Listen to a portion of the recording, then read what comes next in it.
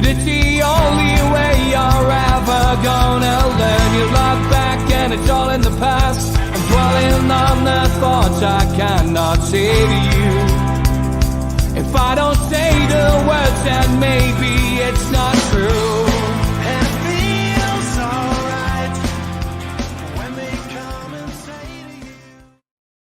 Good evening, welcome to NUFC Matters with me, Steve Wraith. Friday night, the three Amigos, perfect way to kickstart your Newcastle United weekend. Full squad tonight. Good evening to George, Keith, Mitch, Steve, and Joe. Hello. How are we doing, lads? Hello, everybody. All right. And the news headlines tonight from Peter. Newcastle Food Bank have announced that they'll run a dog-sitting service next season due to the hasty lookalike popularity. For further information, contact Keith Patterson. Not guilty, Your Honour. And Peter says, breaking news, the Supreme Court upheld a lookalike star Steve Hasty's application to suspend all dog-like photos based on them not looking like him. Podcast star Mr. Wraith commented, other animals are available. Later on in the show, I think we might see that. Let's wait and see. I told you last week you'd see all sorts of bloody camels and all kinds of things. You know when you say something and then you realise what you've said probably wasn't the brightest thing to say, but I'm telling you, by midnight on Friday, your words were echoing around my head. I heard Albert's been down the zoo. I don't know what that's on. He definitely has, yeah. Anyway, we'll come to that later on in the show. Last night, Newcastle put one foot in the Champions League, George, what a performance! It was tense. I've got to be honest. I think people who know me now know that I tend not to tweet straight after the game these days. I always tweet the day after, unless I'm pretty confident about how I'm feeling. But I felt it was tense. I still wasn't comfortable at 2-0. And I was right not to be comfortable at 2-0 because Brighton went up the other end and scored. But then at 3-1, I didn't celebrate the goal because I thought Callum Wilson was offside. I was waiting for VAR, and Eddie Howe was in the same boat. He didn't celebrate the goal either. And then when it was confirmed, obviously I was happy. But then I found myself saying to my dad, "Oh God, we need a fourth." So it is still that old Stockholm syndrome, I'm afraid, that surrounds Newcastle fans, me included, at times. But 1 foot in the Champions League, a disastrous result for Liverpool tomorrow, or a win on Monday, and we're in the Champions League again, George. Yeah, I mean, fast running out of superlatives for this team, this group of players, for this manager and coaches. They've now reached another level on all sorts of things. From the first kick, Brighton weren't going to be in that game. They went at it like a dog at a bone straight away, and it was obviously going to be a hard game for Brighton. And you could go through the team.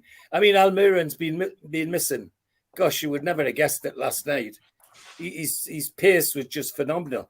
That last setup for Wilson, when he left the fullback for dead twice, and the fullback tried to get hold of him, he wasn't even quick enough to get hold of him. It was just absolutely superb. And then along the back, Dan Burn was outstanding. Botman was back to his usual best, and Shaw was quietly getting on with the job, although I think their goal was in part to blame for him sleeping a little bit, and that might have just been my weird eyes not seeing everything. But no, it through the field, and then to cap it off for the talisman Bruno to finish off what was one of his best games for a while with a goal and the celebration to celebrate that goal. Anybody that thinks that lad's going anywhere in the summer needs to shake their head. You know, he's going nowhere. He's absolutely. And there's other things around it. Owls like the other bits as well. I've just watched today the video of the players coming off the pitch and going along the corridor into the dressing room and getting patted on the back by all the subs and all the hangers-on that line that corridor. And the faces of them all from one to the end, you know, Matty Target, Gordon, you know, the blonde kid, he went along that corridor and, you know, high-fiving it with everybody in the corridor as though he was one of the winners. Well, they're all winners for me, because that tells me an awful lot about that team and about where our club's being run at the moment. So, no, it was just an absolute delight to witness and listen to, mostly for me, because I missed quite a lot of it because I haven't got my eyesight completely. But nonetheless, it was still absolutely exciting to the end. And as I say, just running out of superlatives about the football, you can pick so many tidbits of balls that people played in the game that just turned Brighton inside out. No, absolutely amazing. And long may it continue, as far as I'm concerned. And I don't think there's any doubt that, in fact, I'm still optimistic enough to think that we'll get Leicester and Chelsea. We'll get 3 points off both, because that's the way we're playing at the moment, and it would be the icing on the cake as far as I'm concerned. And the other plus for me is that just today there's a couple of Villa fans keep having a go at me on Twitter. Well, they both blocked us today, so I'm really chuffed. I'm really pleased with that. You've just been chinned by an 80-year-old. Go on, Johnny, lad. If they're watching now, they can naff off, because they've got no chance. I mean, the whinge, you're telling me how much better Emery is to Eddie Howe and what each have done. Give up, lads. Give up. Well, I have given up. They've blocked us, so they've given up. Classic. Yes, Alan Little, thanks for that, mate. Andy Rourke, the bass player with the Smiths, has passed away. Sad. I was chatting to Craig Gannon today, who of course was in the Smiths. He's a good friend of mine. He's actually doing the score for my film, A New Breed of Criminal. The trailer was at the start there, yeah. So he knew it was coming, Craig. But rest in peace, and their thoughts with his family. Keith, I mean, look, it's great, isn't it? Just to see Newcastle bang another 4 in, and lots of people, praising Callum Wilson, and rightly so in the chats. 11 goals. He's on this hell of a run. He's up to 18, and you wouldn't bet against him hitting 20 before the end of the season. But it's a great result last night. The crowd did their bit as well, Keith. It was just amazing. You can't put it into words. It was like, you could just sit there and pay your pants and smile. It was like something else. It was as heartwarming as the Man United game. You know what I mean? It was in just a different way. And Man United, you're on the edge of your seat and you're sort of fighting against an enemy, but you watch that last night, and I think Brighton's become everybody's second favourite team, and rightly so, because I think they've proven that they sell good players every year and come back as strong as ever. And I think likes of Brighton, teams like Fulham, Brentford, and Villa are all starting to make a pitch, where the Evertons of the world used to be. But last night was just unbelievable. I went there, and there was a statement I got at the end. I got a message off Johnny Allen from his hospital bed. He sent this great message. He said, "I just wish our fans would believe in this set of players even more." And there's so much truth in that, because we all were apprehensive. There was a lot of nervousness before we went there last night. And I met Liam Kennedy for a pint in Newcastle Arms. He gave us a ring as I hit town. And I could only get one lift, and it was too early. So I went and met him, and I said, "What do you reckon?" He says, "Draw." And he says, "I think a draw will be a good result." He says, "If we get a draw, we're still in it." I said, "Nah, we've got to take it on as though this is the only one game we've got. We've got to win this to get in the Champions League. We've got to take the next one like that as well, because it's do or die." To me, like a couple of people would argue with this, but it's my own personal opinion that this is far more important what we're doing now than the cup final. Winning the Carabao Cup would have been nice after all the gap of winning something. But this Champions League is going to take us on a different level, different plateau. It's going to bring different monies in, different revenue, different sponsorships. And it's going to give us players that we never dreamt of. It's going to give us the chance to sign another 3 Brunos, another 3 Isaacs. That's what this summer will give us. But I went last night, and I was confident. I said to Liam, "I think we'll win by 2 goals." That's what I said to him before the kickoff. And I said, "I think we have to." And like you said, Steve, it's such a good point you make. Is I didn't celebrate that goal. I was nervous as hell, and the lad next to us was trying to get hold of us. I'd bounce him around, for the first 2 goals, and I thought that's offside. And when you looked at it, the timing Wilson did for that was just awesome. The run was just immaculate, and it was split second, and it was the the thickness of a shirt. So I did exactly the same as you, Steve. I just nodded and I said to people around me, I said, that's offside, like. And then they showed it, and this lad got on his phone at the match, and he had it on his phone, and I said, shit, it's not. Like before he gave it, I said, no, it's not. He's onside. So it was amazing, but Botman went through somebody in the first half, just was wiped through him. And it was just great to see, like, tackling with conviction. Burn battered that kid. And it was funny because he was getting marked off a little kid. The kid was pushing at him. And Bill was just looking down at him. So, what are you doing?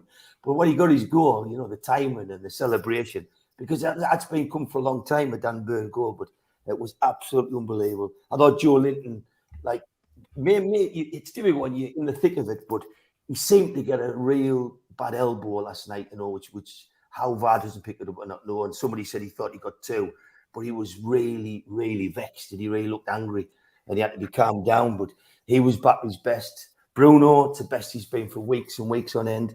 And when you look at the players, when you look what Wilson's done, and you would say, I remember someone saying since the World Cup, he seems to have gone off, but he might finish with 20 goals. You know what I mean? And then you look at it, you think, he's got great competition.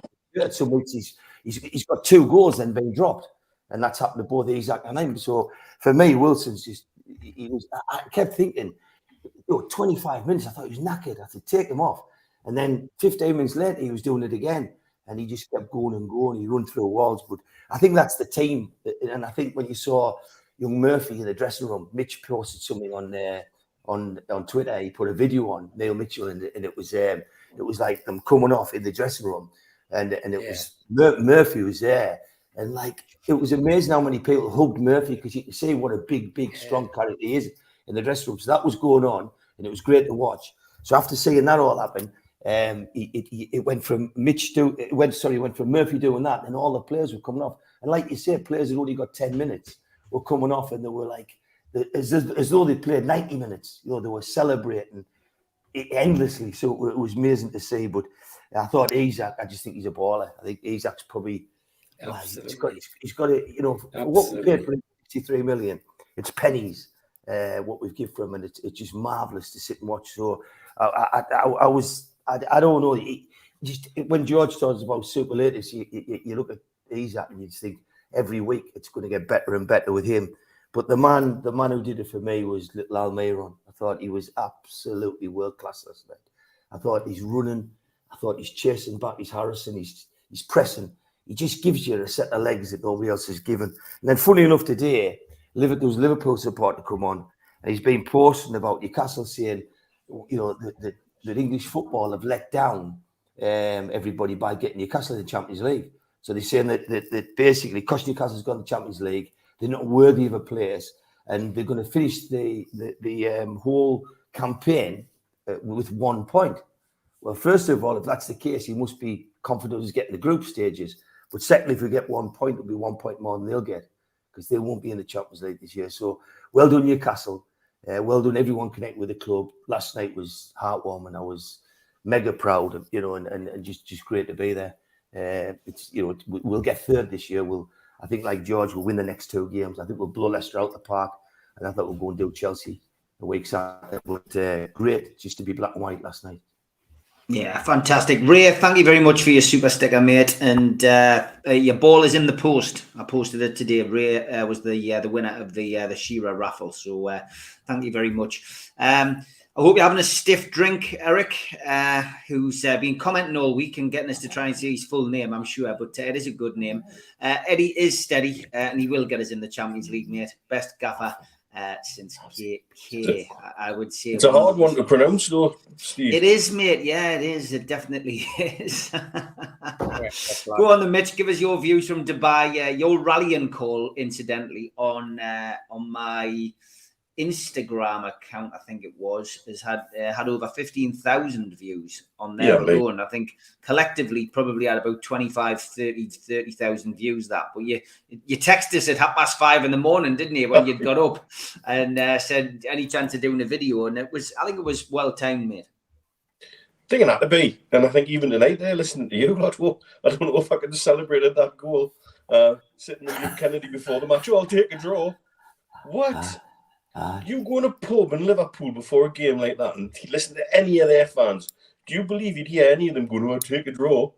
Mm-hmm. No, would you, buggery? Same with Man U. And as we grow as a club, the club's got to learn to become winners. We've got to learn to become winners as well. We've got to learn to become single-minded and focused on one thing and one thing alone, Newcastle United, and what we can do for ourselves. Everybody's banging on about Liverpool's fantastic run. Yeah, they've done something amazing. 7 wins in a row. And that's to just get close to our coattails. Aye. You know, put it in perspective. And then if you look at the form table, we're only 1 point behind. You know, and so in relative terms, they've had to do something amazing just to keep up, just to keep onto the back of the pack. And that's the whole, you know, season in a nutshell. We've done so well over the course of that season, and we're allowing ourselves to have a little wobble towards the end, when all we've got to do is just see it through and just keep doing what we've been doing. I thought last night, at half-time, we could have been easily 4-0. And nobody could have complained about that. That's very true. And what changed was, in fair play to the Brighton manager, you come out with a different setup in the second half and it caught flat. But then once we'd given them something to cling to, we were, you know, it was, it did get a little bit nervy. And I'd barely finished tweeting about the bloody penman before they put a fourth in. And that's, again, something we seem to be able to do this season, is once we get somebody on the ropes, we just keep punching. We don't back off. We don't give them any room to breathe. We just keep them there. And I think that, again, comes from the team. But this is where St James's Park, that synergy between the fans and the team starts to become something really special. And becomes something for opposition teams quite dangerous, because they've got to know, Christ, if they get us 2 down and we're on the ropes, we could be in for a hiding here. And that's this season, everybody from Tottenham down. Put that into perspective. Again, shows you how far we've come in a single season. And it's last night was there wasn't as many out as there would normally be with it being a school night. I think there was a few signals thrown this morning, most definitely out here in Dubai as well. My forward planning worked to perfection. And yeah, I think I'm just topping back up now, really, to be fair. Sort your boy out, George. Man. And it's been, you know, a hell of a ride. And it's in our own hands and always was in our own hands. And now we've got to start to believe that now. And looking forward to next season, yeah, I think Eddie's already making the right noises about, well, haven't really had to rotate that much, but we're going to need to next time. And that's the messages he's sending, and that's the right way to do it.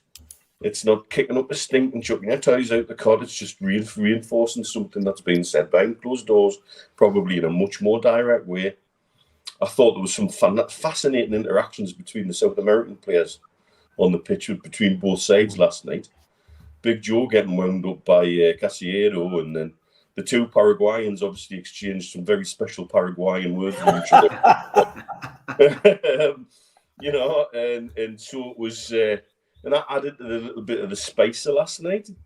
Do you know what? If that's football at St James's Park for the foreseeable future, I'm all in on it. I've got all my chips in the centre of the table and I'm riding with it. It'd be fantastic. I'd take that every week. Whether I'm just... Distance maybe just gives me that little bit of ability to be a little bit more cocky. I've got no idea. But, you know, I'll have that every day of the week, to have that kind of positive pressure, that kind of excitement, and nobody's going to come in St James's Park and get anything other than the hardest game they've had all season. Yeah. Gary says he's been to his dentist today. He said, my teeth are all right, but my gums have to come out. It's a common problem. Michael, thanks for joining us on LinkedIn, mate. He says Declan Rice will be a fantastic Newcastle addition. Push Bruno further up the pitch. You've got now a couple of months of talking transfers, Michael. So don't forget, get yourself onto YouTube and subscribe, and don't miss an episode through the summer. That ex-Sunderland goalkeeper Steele was shocking last night. It's a shame about Willock. Yeah, we'll talk about injuries in a minute. And we are a great team in a great position. Enjoy, says Johnny Allen, which is good to see you in the chat as always, mate. Yano says, I think the Chelsea match will be tough because they want to cement 11th place. Everyone's got something to play for, top or bottom. Liverpool Villa tomorrow is a belter for everybody. We could be in the Champions League by tomorrow. This time tomorrow night, we could already be there. If Villa beat Liverpool, it's done. And Stockholm Syndrome will be history once top four is confirmed, but not before, says John. NFG, good to see you, mate. Keep up the good work on the other side of YouTube. Steve, your thoughts on the game then, mate? Nice to see you back at St James's Park as opposed to having to go down the dark side and do your duties. Yes, absolutely. The least said about that, the better. You know what? If that's a jaded Newcastle United after last week's performance at Leeds, then hey, bring it on. I mean, talk about Stockholm Syndrome. Dear me, we're all medical professionals last weekend. You know, I think everybody had calculated how many miles the players had run, why they were jaded. We had every excuse in the book flying. And basically, the game just didn't go our way last week. But Christ, to come back in the manner that they did, I mean, from the kickoff, it was like the Alamo, wasn't it? They were just throwing everything at them. And yes, I'll probably be one of those fickle ones who said, you know, after about 20 minutes, you know, where's the goal going to come from? Because, you know, it just didn't look as though we were going to score, because every chance we had, it just seemed not quite going in our direction, if you like. But you know what? And funny, you should mention the South American connection. I turned round to Dom, who I was sitting next to last night, and I said, you know what? There's too many South Americans on this pitch. There's a little war going on. They're kicking lumps out of each other. You know? He said, absolutely. He says, there's Brazilians, there's Paraguayans, there's Argentinians, you name it. He says, they're all chasing each other around. I says, yeah, it's like a game. It's like River Plate, isn't it? It's like one of those huge, big derby games that you get over there where they end up with 6 left on the pitch on each team. Brilliant, absolutely brilliant. But great performance, absolutely superb. I mean, the crowd were up. Even the sound man didn't put the music on at the very end. He waited for about 30 or 40 seconds just to give us all a chance to absorb what would happen, especially what had happened in those last 2 minutes. And we've got to heap praise on Callum Wilson. I think that was 11 goals in 10 games. I think since we played Man United in that 2-0 win, he just cannot stop scoring. So all the way through April and now through May, he's just carried on and he's in the form of his life. Everyone who said they thought, yes, he needed a rest. Well, he got the rest, didn't he? You know, he was taken out the firing line and then brought back in, and we gave the opportunity. And now I think it works well. I know people will disagree with me, but I think Isak playing on the left and with the silky skills he's got, his ability to take a man on, and I think he's always looking for to put a pass into Wilson. And I thought that there's something working there, and I like it. I like what I'm seeing. And it was great to see Bruno back on form. I agree with George wholeheartedly about that. So absolutely delighted. And will we be going to St James's on Monday thinking points, get the points in the bag and we're in the Champions League? Or as you say, Steve, will it already have happened and we'll be going there and celebrating? You know what? Doesn't really matter, does it? You know, either or. I'll take either. It's brilliant to know we've done our job. We can put our feet up now. Yeah. And just watch it happen. That was the big one last night. Massive. I just wanted to have a quick word about Callum Wilson. Yes, the goals are important, but for me, watching him, that's the original Callum Wilson. Yeah. His play, his general play is superb. Yeah, it is. Joe, your take on the game, mate? Yeah, I'm still drunk, so I got to Newcastle early yesterday morning and just got on it. It was a great day. It's interesting though, because I guess the guys that we were talking to and the guys that we sit next to and in and around us, there was just that air of positivity. Actually, I didn't really pick up on any kind of oh dear. And I was commenting throughout the week how impressed I was with Eddie Howe, because I think one of the things that, in a very polite, lovely, articulate Eddie Howe way, I think what he was saying all week was, so what? We're playing Brighton, and we will beat them, and that's exactly what we did. And I think not only did we beat them, we demonstrated again everything that we are, that Eddie Howe and the players stand for. Now we were running through brick walls. Sven Botman was flying in. There was a last-ditch tackle right on half-time that Botman made. The deliveries, awesome. The much frustration throughout the season sometimes, because we're expecting every time Kieran Trippier gets on the ball to be able to do what he did last night. And him himself said after the game that he's been disappointed with the quality of the deliveries. But last night, he was he epitomised everything for me last night. He was quality. He was G'ing the lads up. He was celebrating. Those 2 balls into the box were absolutely immaculate. Delighted for Dan Burn. I mean, if they want to put, what is he, 6'18" or something, and they've got Casado marking him. Is the Brighton coach as clever and as astute as people would make out? Because I wouldn't be having him marking Dan Burn. But he put it away. Callum Wilson's finish was incredible. The square ball to Bruno at the end just topped a great night off. And so I'm looking at it really, really positively. I wasn't at the Manchester United game, but as you guys and everybody said that's seen it, how fantastic we were. What we did to Tottenham Hotspur. So why were we not going to do that against Brighton? Yes, there's been a couple of casualties. Yes, unfortunately, Joe Willock's now ran his race. We could argue that Gameres has possibly ran his race. Joe Linton looks out on his feet. But what was really nice last night was, so what do we do then? We bring on Elliot Anderson, we bring on Anthony Gordon, we bring on Alan Saint-Maximin. We can do that now. So even the fact that Willock might be missing, Longstaff might not be fit, I sit there. I mean, I watched Leicester the other night, and they're beaten. They've gone. You can forget them. And the prices will show later. The bookies certainly don't fancy them on Monday night. So bring it on. Passport's ready. I've got my rubber duck Lilo, and my shorts are on. I'll see you at the airport. That's a combination and a half. You with them on, and Mitch and these budgie smugglers. Wow, some European trips are going to be had from NUFC Matters HQ. Okay, keep your comments coming in. I'll try to get through as many of them as I can. As always, got plenty to get through on the show. So here is Tweet of the Week.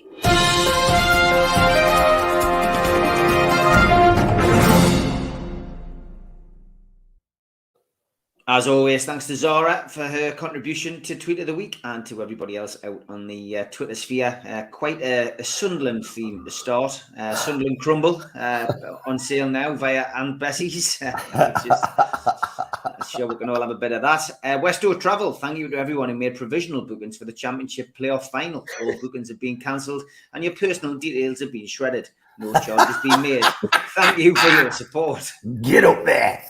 And tell me ma, I'll help with tea. Black and white banter, which was very good as well. Netflix, Sunderland Till I Die. Murph said he can't wait for the next season already. And a VAR decision. Well, decision was enjoy the championship. It's about Middlesbrough as well. And Sam Nichols, got to give the Mackems credit. They're consistently shite. Another season with heartbreak right at the end. You love to see it, says Sam. And NUFC threat level, Newcastle, Luton and Coventry in London the same weekend. Subtle but effective, that one. And 6 in a row, you know. What, seasons outside the Premier League? Yes, I love that one. If you like a biscuit, why not try a Premier League Dodger? Available in Raspberry. And tell the Mars, it's cheesy chips for tea. With Panda Pop for free, not going to Wembley. Tell them Mars. Love it, absolutely love it. And as the Seagull says, Thank you for that one. Thanks for that one, Joe.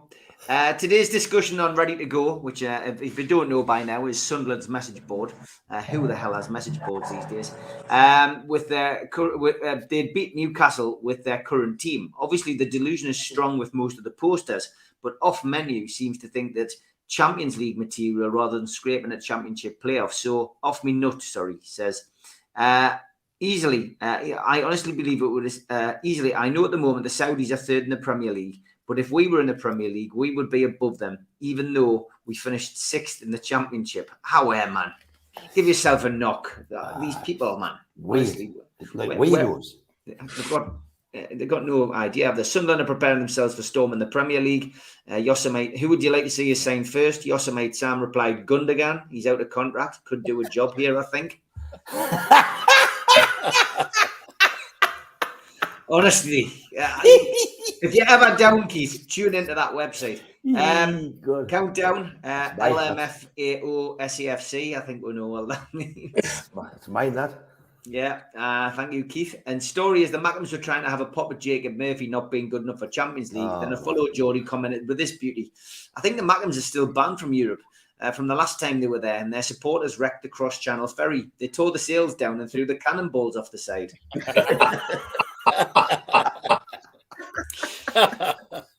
And good this one outside a pub. Geordie's 50% off. Mackham's off. Yes, that's something different. Tweets, back to tweets. There we go. That one. Do men still open car doors? Says Kwame. Xavier said, "How do you think we get inside?" And yes, give that a read. George laughing first there. Even I can see that. I do like these kind of ones as well. Anywhere you want, you got it. Anywhere you need, you got it. Roy Uberson. Superb. 11 a.m. Grandad's coronation. 2 p.m. destroy the Death Star. I do like chucking the odd Star Wars in, but that's brilliant. That this pharaoh looks like he died holding in a fart in a socially awkward situation. Holy. And Your Honour, the defence would like to call a surprise witness. I knew you'd like that one, George. Yeah. This pasta is overcooked. It's too chewy. Oh, very good. Oh, my goodness. That's mad. And a Chinese drug addict approached me and asked, "Have you seen me cocaine?" He said, "Not since I watched him in the Italian Job." You've got to do the accent for that. Have you seen my cocaine? Yeah.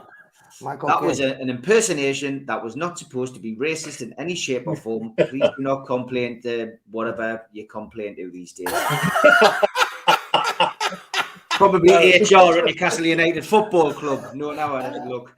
I was walking past my fridge last night and I thought I heard two onions singing a Bee Gees song. When I opened the door, it turned out it was just chives talking. Chives. You get reported for that one as well. Got the Jewett on me Don't left. get reported for that one. I've started seeing someone. Dating or hallucinations? Thanks, Ian. And Bono and the Edge walk into a bar and the bartender says, "Not you two again." Oh, dear. Brilliant that, Jimmy. I like that one. Terrible. And this is another one from Jimmy Moore. Parking in front of a liquor store in America. I don't think the University of North Texas thought this through. And Captain, I'm detecting that every single human life form on the planet is dead. Fascinating. All their buttholes are remarkably clean. Okay, Captain. They wiped themselves out.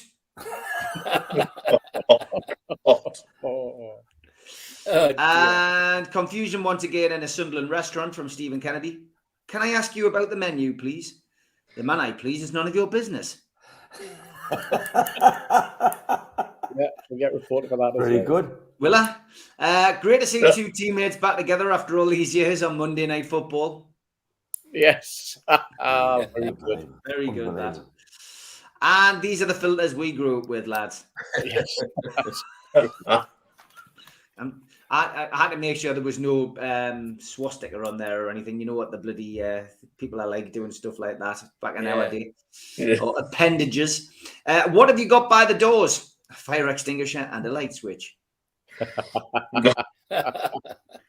And Centre Parks goes up for sale for 5 billion or 36 billion if bought during the school holidays. Very good. Oh, so close, said Josh Bennett. There was a selection of What is these. he doing? Larry Little Arms. There was a selection of these What from was he Zara. doing throughout that entire game? Well, then Uncle Phil just threw him out the house in Bel Air. Swan Lake. That's quality. Yeah, isn't it? Dirty Dancing. And the attack on Eddie Howe, we condemned it, and rightfully so, on this show, but there was a bit of humour created from it. It makes sense now, said Newcastle United fans, as Steve Bruce is taken out the ground. And Jason Tindall, he's had his fair share of publicity this week, so we thought we'd give him a little bit more. And that was a good one from Borussia Dortmund's fans page. Fantastic. And you know what side your 80-10-10 bread is buttered? Forever in your debt. Yes, Stu, which was a late contender, but it didn't win this week. Top two were these. Sorry, but this has made me laugh. I'm not a gambling man, but I'm going to go ahead and bet that's Miggy's sister with Miggy's wife. She looks more like Miggy in a wig than Miggy in an actual wig. That's brilliant. It must be Miggy's sister. Yes. It must be. The winner was this one this week. Season ticket from 2020 through 23. Everton, Andrew Jones. Brilliant. Just found a wallet on the way to the ground, main stand. I'll hand it back into the main ticket office. Andy replied, just keep it. That's your tweet of the week. Keep them coming in. We'll feature more next week.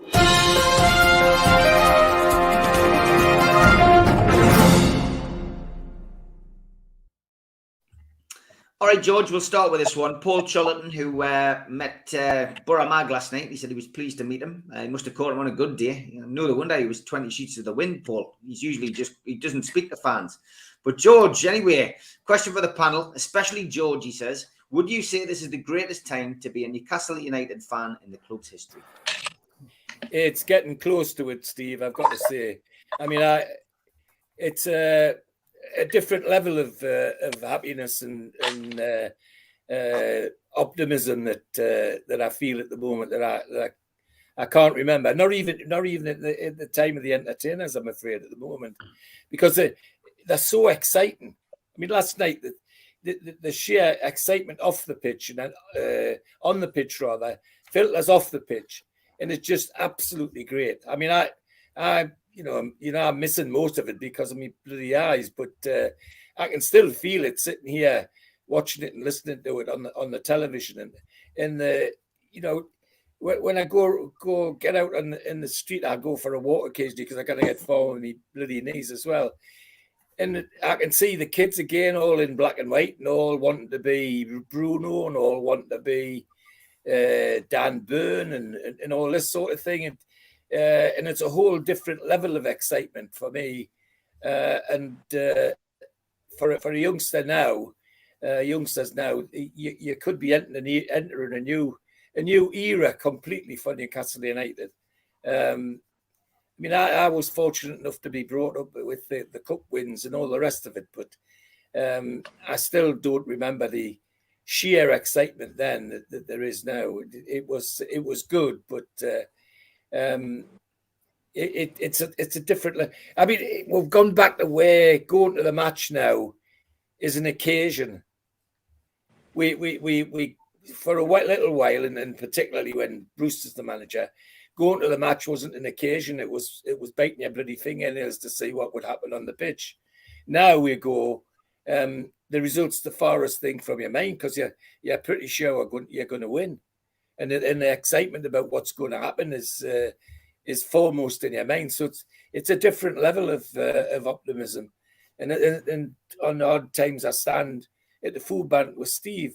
You know, the people coming up are more optimistic as well. You know, it's a great time. If you're a young person starting to follow Newcastle now, you couldn't have picked, in my opinion, a better time. This is a time to be great. And I mean, Keith just said to me to get hold of our Neil, because he was talking about our Neil having a drink. Well, it's a waste of time, Keith, because what I'm watching is the rebirth of Harry, my father. I mean, his match experience is the same experience of my father. He travelled the bloody country and very rarely come home sober.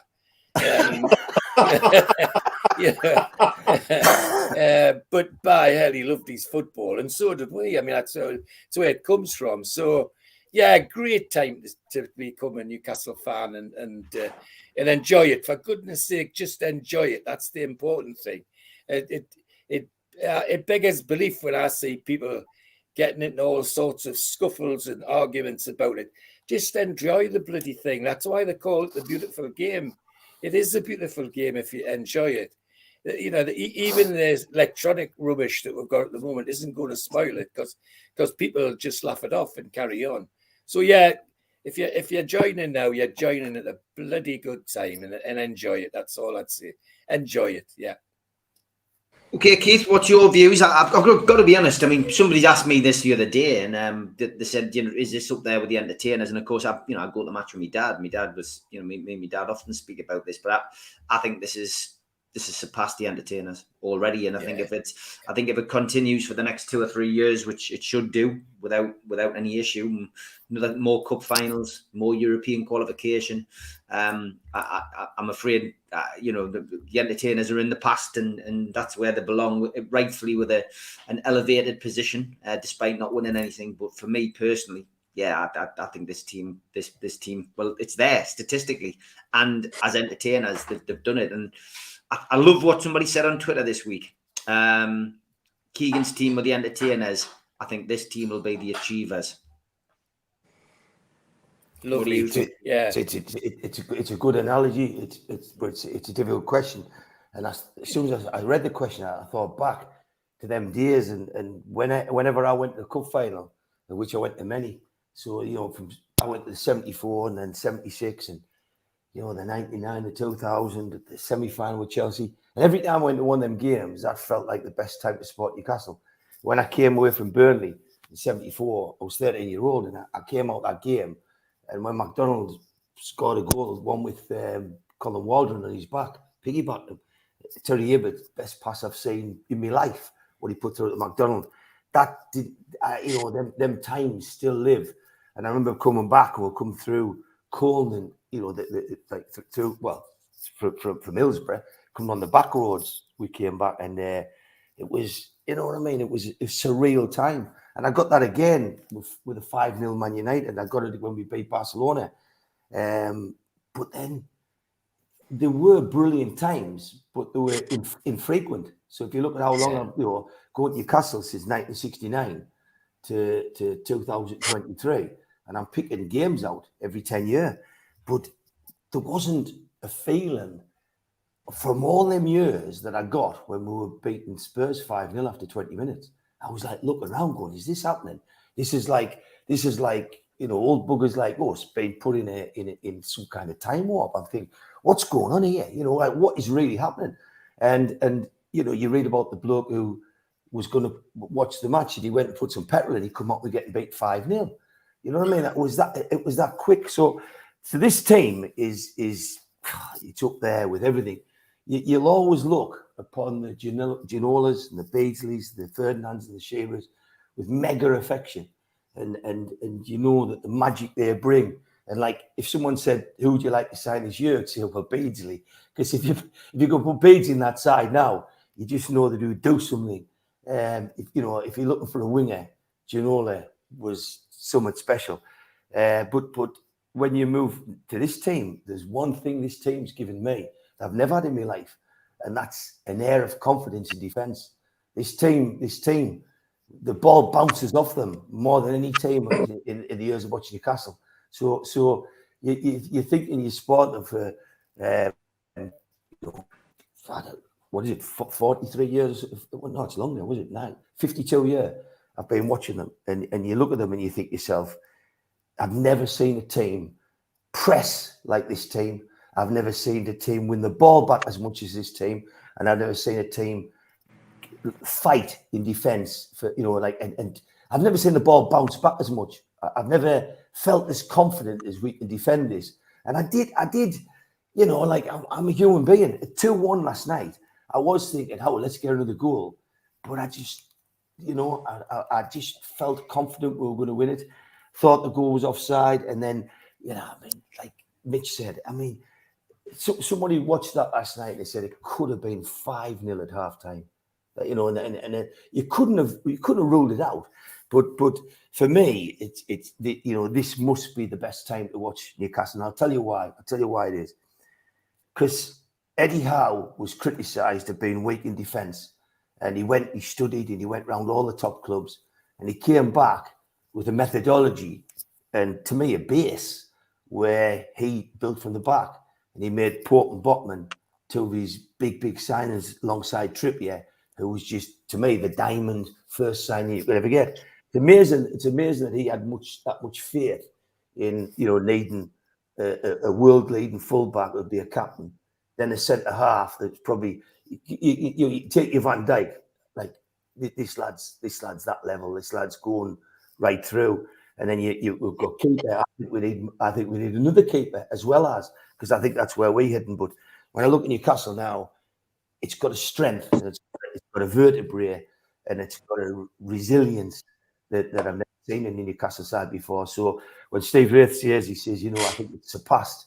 I think the comments you make about the entertainers and then the achievers, I think these have got the chance to do it. But the big reason is that it's the first time that we've had a great squad and where we've got proper money. There's only legislation stopping us out competing everybody. We're not going to run out of money. And I think when we get people like Bruno, they'll be here to stay because of who we are and what we've got. So people can try and tap our players up. But I don't think you could buy Botman off Newcastle. I don't think you could buy Isak off Newcastle. I think them players, and I think the next three that come in the summer will be of that ilk, you know. And I don't see it being, you know, daft household names, you know, Neymar's. I don't say nothing like that. I just say another 3 diamonds coming in. But is it the best? I think it is. I think this is just the start. We've overachieved probably a year. Some say too early. You can never be too early in anything. I think that with the money we've got, the backing we've got, and the togetherness and the spirit that's been created in the dressing room amongst the owners, amongst the coaches, and amongst the fans, I think this is the best time in my lifetime you could ever support Newcastle United. And if you want to coin that, you've got an 80-year-old on the panel who amazed the life legend George Mitchell can sit there and coin it by saying, "I'm looking at me son watching me dad." I mean, you couldn't put, you know, that's why him being on the show makes it 10 times better. But when he can see his dad, who he looked up to all his life, in his son, and just see them both doing the magic that he can remember, God, how good is this? Yeah, great stuff. Mitch, I've been saying for the last couple of months, I've been slowly morphing into my grandfather. Yeah. God, I was just going to ask you, how did you feel about that? You know what? There's worse things I could do. Yeah. But yeah, go on, mate. I mean, this team. I think we can draw comparisons. You know, I think we can draw. It was too early to draw comparisons at the start. This, you know, at the end of last season when we stayed up. This season we've got something to draw a comparison with. You know, and I think I'll pick up on something my dad touched on there about seeing kids wearing the black and white stripes again. Let's put it in a little bit of a global and regional context.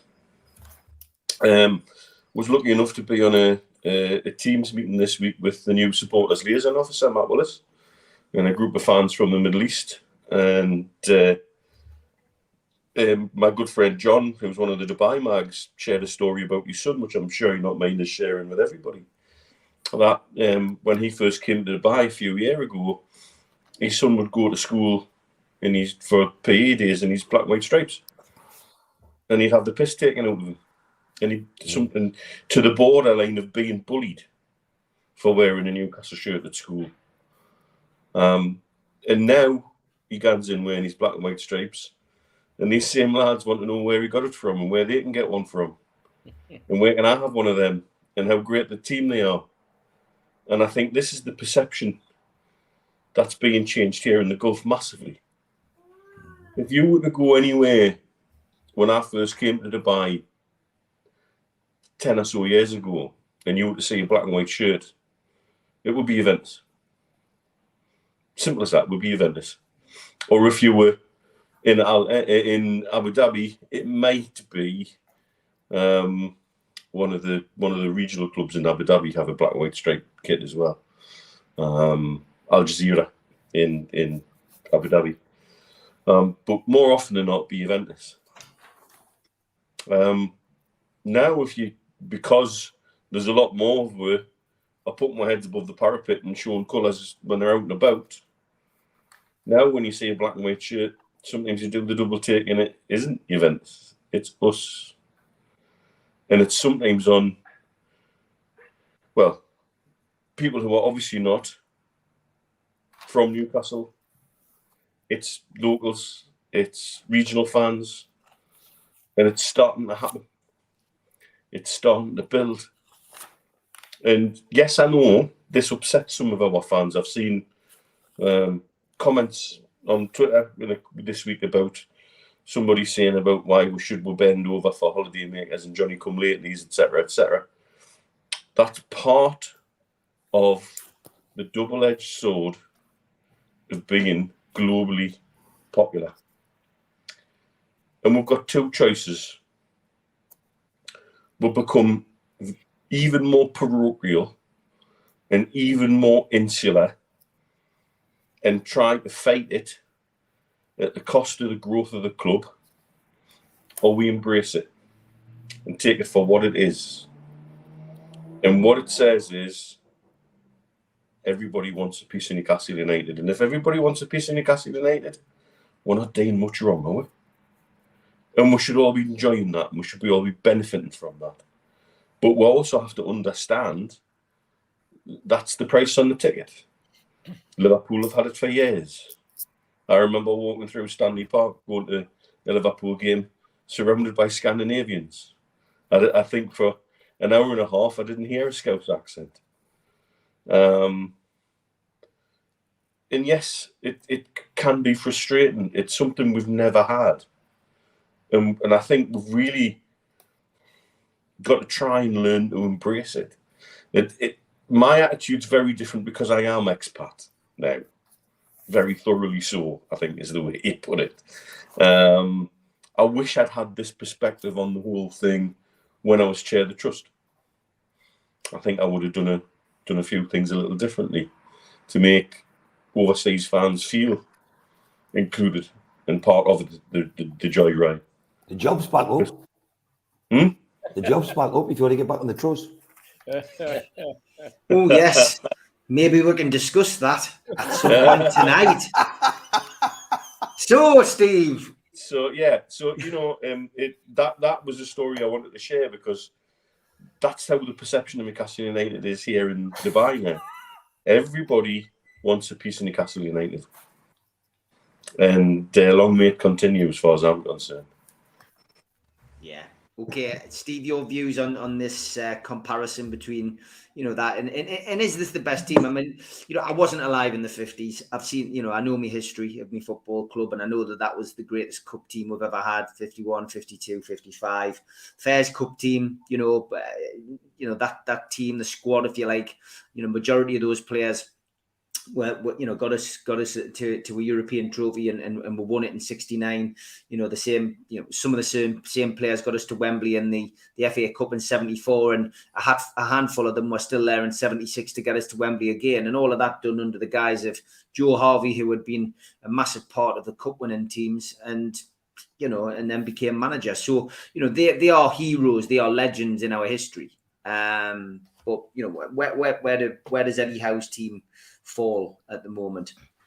You know what, Steve? It's a really interesting conversation, and probably 6 months ago I would have answered this totally differently. But you get nothing for looking back. We've got the memories, and that's it. But Newcastle United is a totally different beast now. It's a different beast under Sir John Hall and Kevin Keegan. It's a different beast under Sir Bobby Robson. We play a different style of football. The game's evolved totally as well. And we are now part of this new sort of evolution of football. And Mitch has summed it up perfectly there in terms of the international stage that we're on, because the Premier League has grown so much in that 30 years since it came to fruition. And look what it means. Look at the TV money. It's only there because the interest there, and that's generated a totally different, I suppose, entertainment, if you like. It's a global entertainment, football, and it's sitting there at the very top. I'm seeing a different style of football. I'm excited, and I'm excited for the future. I'm excited for the next 5 to 10 years. And it's quite ironic. I can't look at, I'm looking back 30 years to the Keegan spell, but I know that if I look forward 30 years, I'll be 94, and it's like, can I wait another 30 years for the success? I'm hoping this is the team that's going to bring me the success. We're on a marvelous upward trajectory. We've got some great footballers. We're getting, we had some great footballers in the past, and we just didn't get over the line at times. I think what we've got now is the opportunity to see Newcastle United on a totally different plane, heading in a totally different direction, and we'll be up there with the big boys. We are now part of the establishment. I think everybody's looking over their shoulder and panicking. I was surprised actually yesterday when I looked at the league table and saw what the point gap was between us and Spurs, for example, who were allegedly a top 6 team.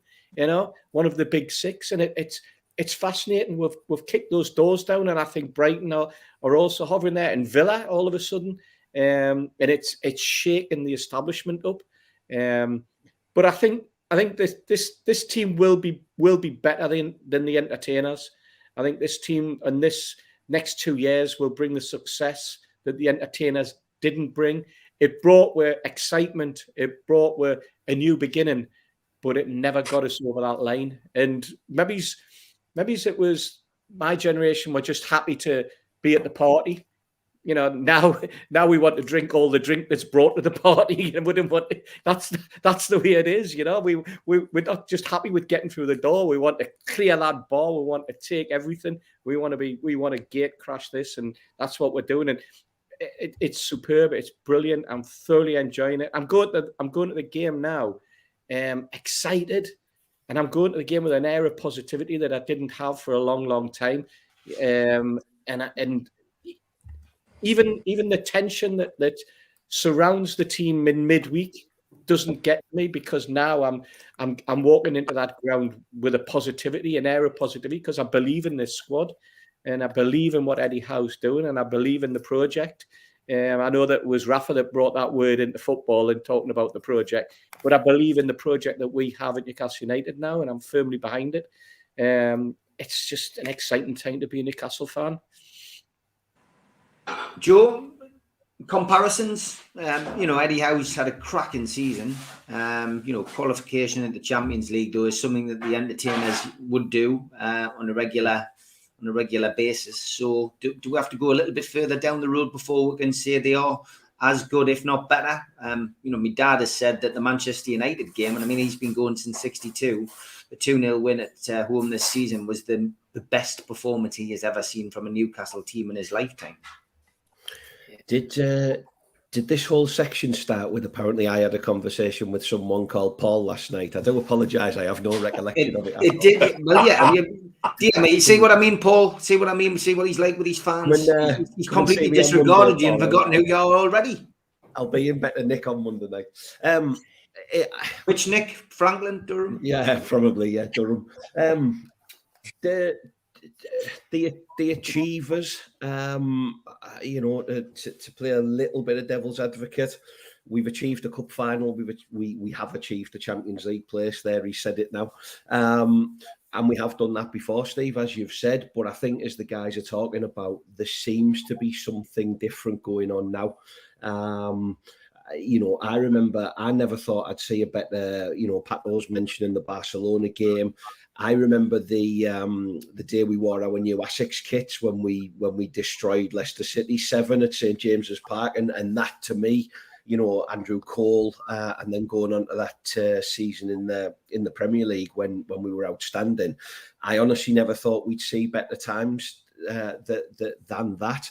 We evolved again, Yashiri, Ginola, Ferdinand et al. It was never going to get any better than that. But actually, I go back to what we were saying. I think there was the Arsenal game last season where we utterly slaughtered them. And all of a sudden, that really made me think, hang on a minute, something's happening here. Yes, the Manchester United game you talk about, but the amount of people, I mean, mentioning your dad, the conversations I was having with my dad, and one of the things that we've been talking about lately is, have you ever seen anything like what we done to Tottenham Hotspur? Because that was just unprecedented, and as you say, they've got the best striker in England playing for them. They've got some quality footballers. They are one of the alleged elite, and yet we just absolutely steamrolled into them. And whether that was down to high press, whether it's down to this ability or this desire to run through walls for each other, whether it's down to quality, whether it's down to coaching, all of these things are pieces of the current jigsaw puzzle that I think in dribs and drabs in my history of watching Newcastle, we've had good footballers, we've had people who work hard. What we've probably never had the ability to do is put that all together. And I think what we're seeing now under Eddie Howe, and let's be honest, yeah, we know the squad's wafer thin. We know from a quality perspective, you're talking about players like Botman, Isaac, Pope, Gumares, but don't forget we've still got a bench with respect, Javier Manquillo, Matt Ritchie, and players like that still around. So the evolution is exciting. I was fortunate enough, you talk about your experiences of being younger.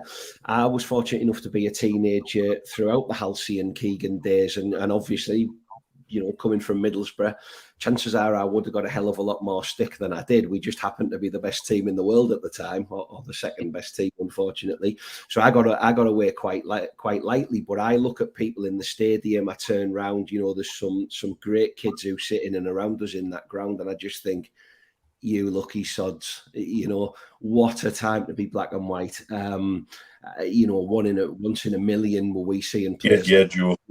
like Bruno Guimaraes. And yet these kids are going to be, there's another summer coming where, as Keith said, we'll sign another 3 Bruno Guimaraes. What a time to be a mag. So yeah, thankfully I'm not as old as Steve Hasty, so hopefully, I won't be as old as him in 30 years' time. But I don't think we're going to wait 30 years, Steve. I don't think you have to worry about seeing us win something as a 90-year-old.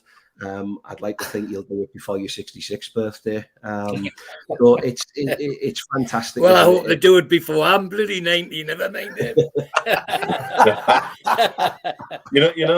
Joe, you've actually hit on something there as well, and carrying on the theme. I look at our Joss now, and when I look at his videos and his pictures of his away trips, I've got to be honest. There's days I want to bollock him, and I know I cannot because I'd be a hypocrite.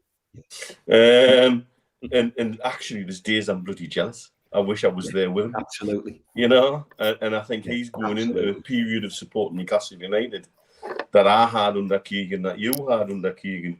And it's going to be even better. Yeah. I do miss those 13th placed finishes under Pardew, though. I must admit they were good days. I miss Steve Brucian about Joe Linton. There's a player in there somewhere. Yeah, and Stan and talking to Steve Agnew on the sideline about what he's going to have for his supper whilst there's another goal going in past Newcastle United as goalkeeper. Anyway, Rachel's in the chat. She's got to go to our play reading. So I've got to do Tune Lookalike now, otherwise she's going to miss it. So I'm going to have to. Okay.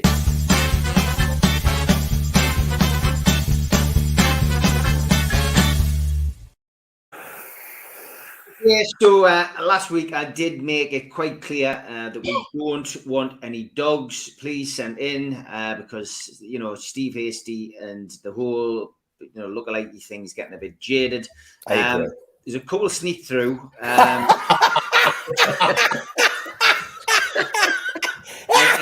And to be honest, I only let them through because they actually came in the inbox before the rule was set. Steve Hasty even posted one himself because he obviously thinks it's a good idea to get them all out of the system now. So there is a couple of dogs. Jimmy sent this one. An American Hasty. It's a rat.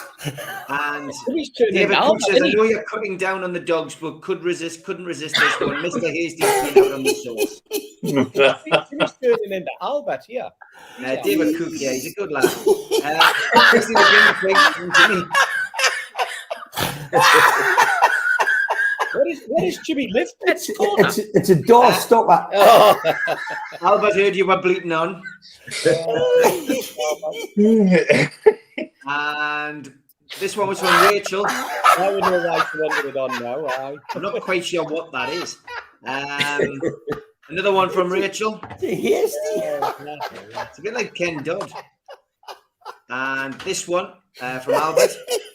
Nice one. He was pleased that we were getting rid of the dogs. Oh, there was no dogs. He's run out of the dogs. That one. He says, sod the dog, says Albert. The name is Alpaca. Have you told them, Steve, that the fee for all these photographs is every photograph costs $1 Albert said he couldn't keep a good man down. I don't know what on earth that is. And another one from Albert. You are awful, but I love you, he says to Steve Hasty. What's he like? Andy Davies says, looks like Hasty was enjoying himself in Atlanta. Somebody else, Andrew Harwood, said, how did Hasty get to America with our chief executive officer? International Hasty, tune lookalike. Very good. Sam Chipperfield says, Steve Hasty when Sunderland bottled the playoffs. That's me in the director's box last week. Steve Tank says, Mr. Hasty after he's blow dry. I did double check and it's a horse, Steve. Yeah. It's not a dog. This is a dog. Sent in. Evening, buddy. Old Heatonian looking apprehensive for Saturday's game. Again, we haven't had that dog, so I'll let that slip through. Steve Hasty and his gang get revenge on Albert, says Jimmy. And another one from Steve Bennett. It's got to be a lookalike in there somewhere, but I'm not sure of who. Thanks, Steve. Hope you're well, mate. And all together now, Alan McKenzie getting in the act. Steve Hasty over the wall, it says on there. You can just see it in the background. Really, Albert. All right there, Pato. Albert Breathe. Rang the RSPCA after listening to that last night. Royal Society for the Prevention of Cruelty to Albert told them I was getting dogs abuse. They said I needed karma. They thought I said llama.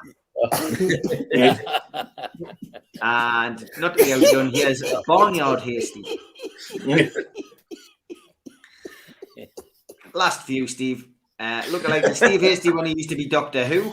Yeah. Or the other way around. Another one from Sam Chipperfield. What is Steve Hasty doing here? Double trouble, Hasty. Double trouble. I saw you on the front of a paper, actually, Steve. No, you didn't. Steve Hasty going to set up an OnlyFans. What a bad for him. Has Mr. Hasty being exposed as a closet Mackem? Hey, getting worried now. And the last one, just for Keith. Thanks to Tom Dixon for this. Again, all vetted. Not seen those ones before, but thanks for everybody sending them in. Now, somebody decided to go down a completely different track with the ban on dogs. And Keith sent me these. I never sent them. Well, your name's at the top there. But it was off somebody, and I told you it was off. Well, who was it off? It was his name's on it. I said, well, I can't see the name. So anyway, they come via you. That's very good. That I think it's dead good. That I thought they were dead good. Excellent. That I can't remember the guy's name. That's good and all. He sent some great ones, and in the last couple. Yeah, So it's not just you, Steve. Nice to see other people being targeted. Into some of the last ones now. Carlos Bianchi and Larry David. That could be that. These are Tom Dixon's.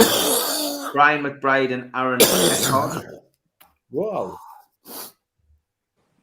Sergio Ramos and Joseph Stalin. And It's only Steve laughing now. yeah, Richard Gere. it's another good one. That Richard Gere. That a couple was more from the Keith Patterson's mate. That's right, aye. God, that's weird. And John Travolta. I'm going to have to find out who there was because that lad needs all the credit. He does need the credit. Yeah, find out. Daniel Levy and Uncle Fester. yes. I was out for lunch this week, and somebody said, "Is that Shearer's dad?" Very good. Yeah, I'm going to have to pass that on to Sergio. Arnold. Well done, Arnold, for your lookalikes. Thank you. Anton Dex Golden Buzzer and Jonas G.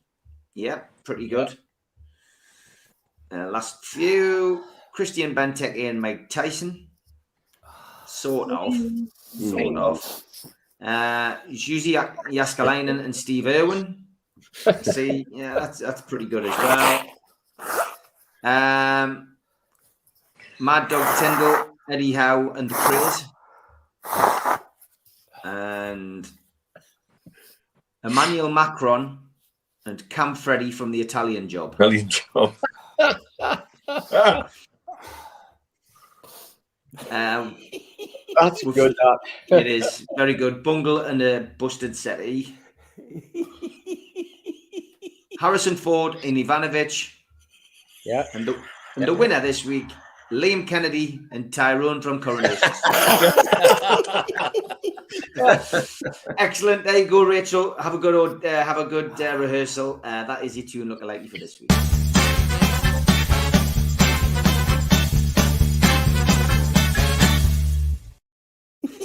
So we did touch on it, and I did have this marked down, but it tends to take over half the show when we start talking about the supporters trust. Steve, I'm going to come to you first as you have a quick swig. Yeah, look, you and Mitch were both you and Mitch were both involved in the trust, so I'm gonna go between you two on this one. What's actually going on? Is this another election? Am I lost? Did they not do this 4 or 5 months ago? Yeah, they had an election. In December, they have an election, January, every year. The problem's always been that they've never, the elections that they've had at times have struggled to have enough nominations for the places than they have places on offer. So people have just been voted back on sin die. You put yourself back up for a re-election after your 2 or 3 year stint is up, and let's say there's 6 places and there's 6 people put up, then the 6 people automatically get co-opted onto the board. There has been an instance in the past where there were perhaps 6 places and 6 people put in, and then somebody else stepped in and went, "Oh, I don't like the idea of that person getting on," so they nominated themselves to try and see if they could not gerrymander as such, but manipulate the situation to suit themselves. You're right the first time, Steve. Gerrymandering's the word that's right. Yeah, that's happened. But what seems to have happened this time round is that they had an election in December. They were people who were elected onto the board, but subsequently people who were on the board have decided to leave. It can be an awkward job. It can be difficult. You're representing a body of fans. They've got apparently 13,000 members, and they have to represent the views and the wishes of those 13,000. But they do it as a board. So you don't necessarily have to take on. You just listen to your members and you act accordingly. But what seems to happen is people have dropped out. Perhaps long-standing people have dropped out. People who had already done 2.5, 3, 4 years on the board, and then decided that events take a turn in their life and they have to move on. And there's also always been the criticism that the elections themselves, when they're run, don't generate the interest that they should, and don't get the number of candidates that really make for an organisation with 12 or 13,000 members, fully representative. How you go about with an organisation like the Supporters Trust at Newcastle United, how you go about encouraging people to put themselves forward, how you curate a board,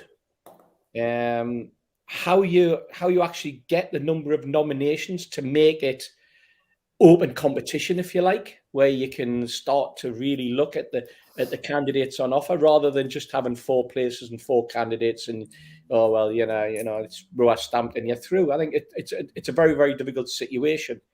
And I think also Supporters Trust works at its best when the club is in crisis. Yeah. When a club is in crisis, you are representing the views of fans, and there are hundreds, if not thousands, of different views that you have to take on board. When a club is doing well, you've just got hundreds and thousands of the same view, which is, aren't we doing well? So other than the odd hiccup regarding ticketing or something like that, there's very little that goes on.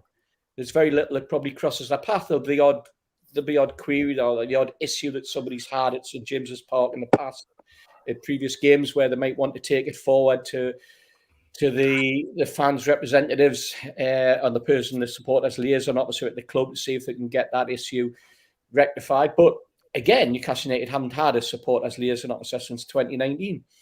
They haven't had a fans forum of any sort, or a fans liaison group, or whatever you want to call it, since 2019.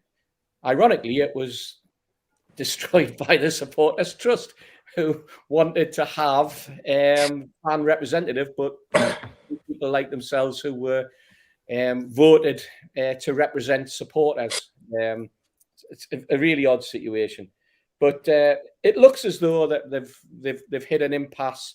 They haven't got enough people on the board. They need to run a set of elections to make them quorate and to make them operational as per the rules and regulations. So they've opened themselves up, and they're asking for supporters to actually, if you're a member, put yourself forward, be a fan representative, help to bring fans' views together, and help to represent those fans as a group going forward with the new fans liaison officer, with the new format that they're going to have in place. And so the elections are going to take place in May. Personally, I think that the biggest problem they've got is everything's going well at Newcastle United at the moment. I think that's the wall that they've hit. I did hear yesterday that there were various board members who were verbally and in some instances physically assaulted by fellow supporters in Newcastle United, which is shameful. Really? Just because of the fiasco of the cup final ticket arrangements, really, which I found very, very disheartening to hear, because if you're there representing supporters, and you've got other supporters who object or are disappointed or disagree, there are far better ways to go about than engaging in some sort of violence. It's got to be condoned, and if it did happen, I feel for the member in question. I also feel for other board members who are probably sitting there going, you know what, I go to the match with my kids. I don't want to put up with this sort of crap. I don't want to be singled out in St James's Park by a fellow supporter who's had a few drinks when I'm with my young family, and starts remonstrating to me about the way that the club went about dishing out cup final tickets, and about the role or otherwise that Supporters Trust had in deciding how that system went forward. So I can understand why it's going to be very, very difficult to get people to put themselves in that position. I can understand why certain people may feel as though they don't want to be part of it anymore. And I can also understand why there are people there who have been involved for 5 or 6 years who feel as though they've done that bit. Because they've done that bit during what was a very, very difficult period at Newcastle United, up against the Mike Ashleys of this world, and the total impasse and the hard work that it took to try and get any form of communication We always said on this show, and you know, Steve, Neil, myself, have always pointed out there's always been good people at St James's Park, always good people inside anyone that you could go to and you could speak to and would listen and would do their damnedest to put issues forward and to try and rectify issues that individual fans had, that you took to them. So that, you know, there's been an awful lot of work that's been done by supporters, but it's let's see what happens at the end of May when they've had their elections, and let's see how a new board will constitute itself. Let's see what direction it wants to take the Supporters Trust in. They've also got the challenge. We now have a supporters club on the scene, and I suppose the supporters club will be representing their fan base and their membership on issues that perhaps the Supporters Trust feel as though they don't need to bring forward. And I suppose also being a Supporters Trust, you get involved in all sorts of politics, football politics, you know, everything from the 20s plenty ticketing situation through to question marks about safety at grounds, about I remember a few years ago, there was an awful lot of dialogue that took place about how fans were treated when they were travelling. The Stoke City fans in particular, who, if you remember, about 5 or 6 years ago, they were sent on a round-robin trip. You know, the police met them outside a particular city and said, right, follow us in convoy. You know, police escort in, police escort at the back. And then they were driven around whichever city it was for about 5 hours. Missed the game and then told, right, now go on your way, go home again. Never saw the game yet. You know, issues like that. And it's amazing what goes on in the lower leagues as well. And I think if I'm truly being honest, that a Supporters Trust works well for clubs lower down the pyramid. Very much so. In that respect, where you've got a smaller fan base, and where you've got, like, say, for example, the work that was done at Bury, with the owners and the way that club collapsed. Some of the stuff that's gone on at Yeovil is another example where Supporters Trusts are heavily involved in trying to save the club. I don't think the Supporters Trust really has much say when it came to Newcastle United and a takeover, and getting rid of an owner in the manner that we did. In fact, I don't think it had anything to do with it, if we're perfectly honest. But that's because of the size of the beast and the size of and the amount of money and the direction you want to take, and whether that's politics or what, that's probably for another day in another book. But when it comes out, but no, it's interesting times. I think it's interesting times being a Newcastle supporter, and it's also interesting times for the Supporters Trust, Steve. Yeah, a lot of people making comments about it. Supporters Club and Trust should try to work together. That can only be beneficial. Eric, I think in the chat mentioned that, where is it? I'll get it so that I don't misquote him. True faith in the Trust, parting ways is the way to go. A lot of people pointing out the fact that the True Faith connection. The editor of the magazine at one point was Alex Hurst, as we know, who was also chairman of the Trust. People saying, that isn't really fair, because how can you give an honest opinion as a fanzine editor and also you can't be critical of the club and critical of the ownership and be involved with a Supporters Trust who are working with the club. It's a bit weird, you know what I mean? And I'm already seeing, without naming names, I'm already seeing a little bit of this already with the Supporters Club. I'm already seeing one or two familiar faces involved with the Supporters Club, not the ones who are front and centre, maybe some of those who are in the background, who are involved with the Supporters Club, with War Flags, and with the FSA. And for me personally, I just think, if you're going to do something, then, just do something, do one thing, don't get involved in all the politics. Do you know what I mean? But that's always going to happen, Steve, and it always has done in the past. Because the people who are used to putting their head above the parapet are the ones that will then come along and are quite comfortable to put their heads above the parapet for an election for the trust. And it becomes a self-fulfilling prophecy. Yeah. What they never did at any point for me was assure anybody that these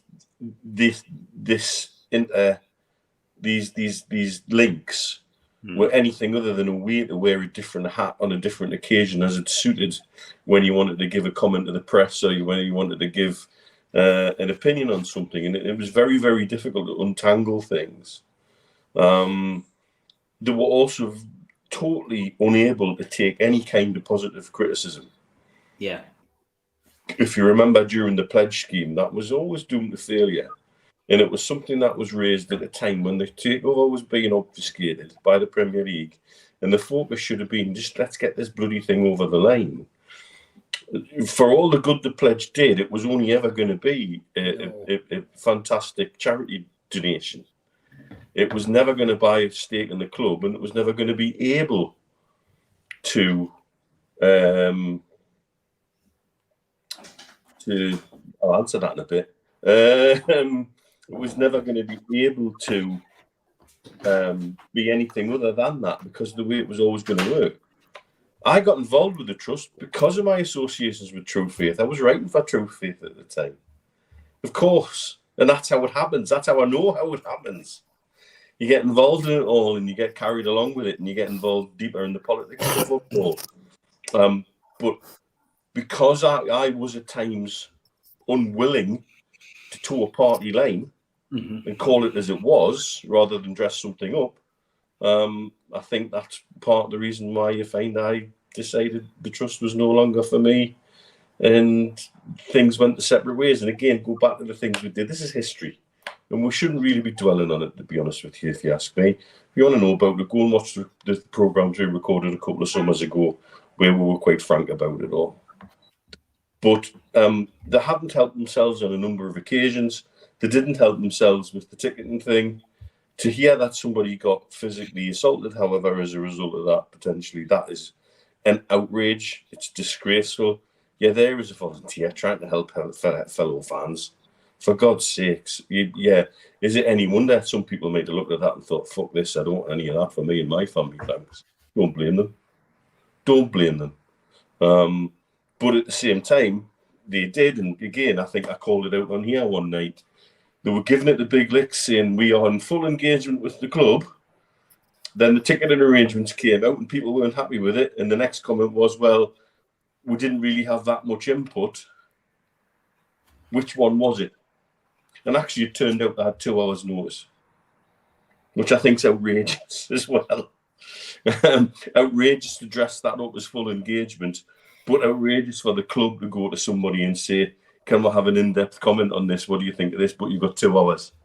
I think that's wrong on both sides. And it's a great company, by the way. Yeah. It's wrong. We could probably maybe, in a 2-hour period, if somebody come to us with something like that, because of the WhatsApp groups we've got, we could maybe get a decent set of input within 2 hours. It certainly wouldn't be a full set of input for that matter. For no other reason, you've got people in multiple time zones on my WhatsApp groups. And I'm sure the trust probably do too, if they've got WhatsApp groups like that. It wouldn't surprise me.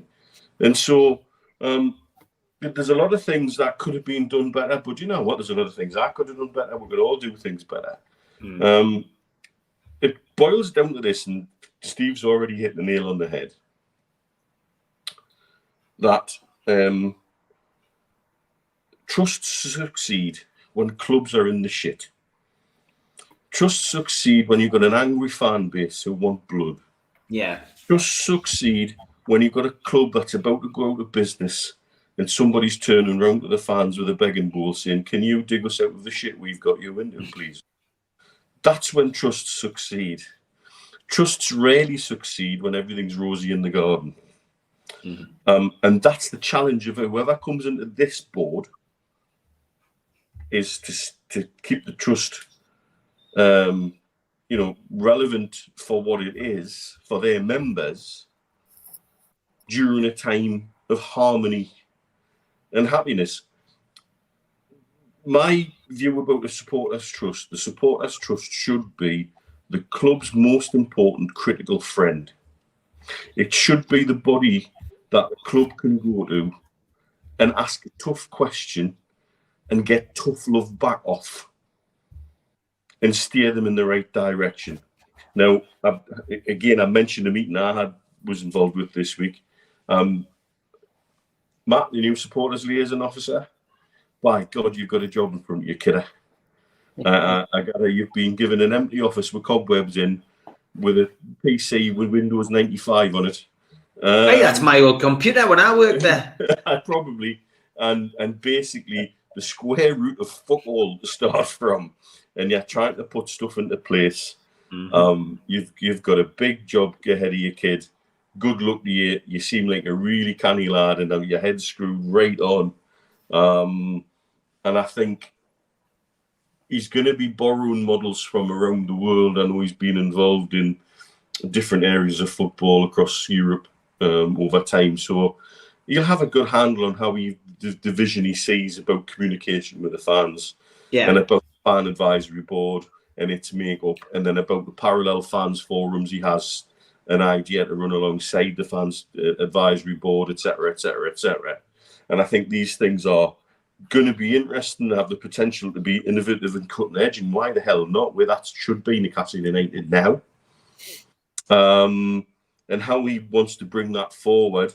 The trust will be part of that. The supporters club will be part of that. International supporters groups like the Dubai Mags will be part of that. Because guess what? We're all in it together. And that's all that matters at the end of the day. And that's what we should all be focusing on.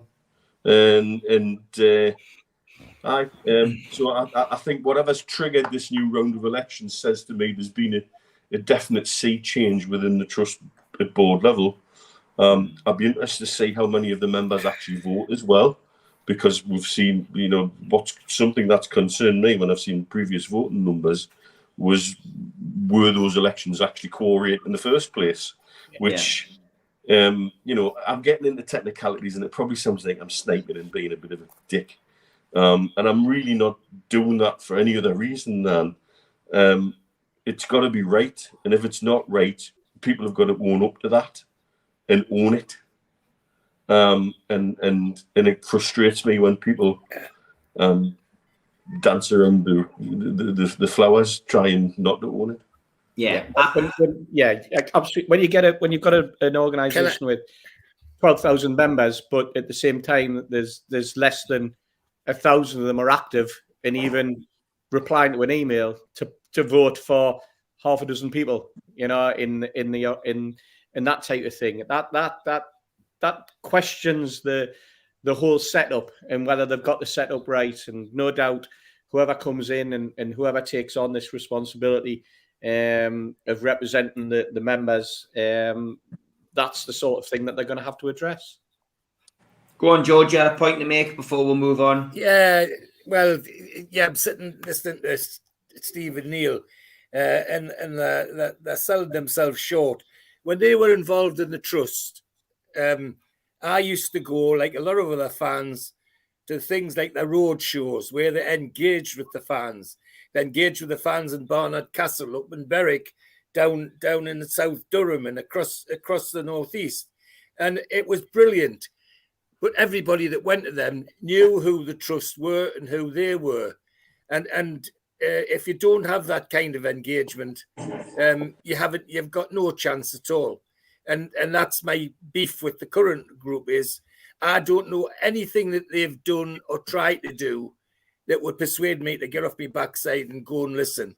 Whereas when Steve and Neil were running things that had the road shows, I was out every other week. We were going somewhere to listen to John Gibson and the former players and fans forums and all the rest of it. It was engagement that kept people interested. If you don't do that, you haven't got a chance. And can I go on, Steve?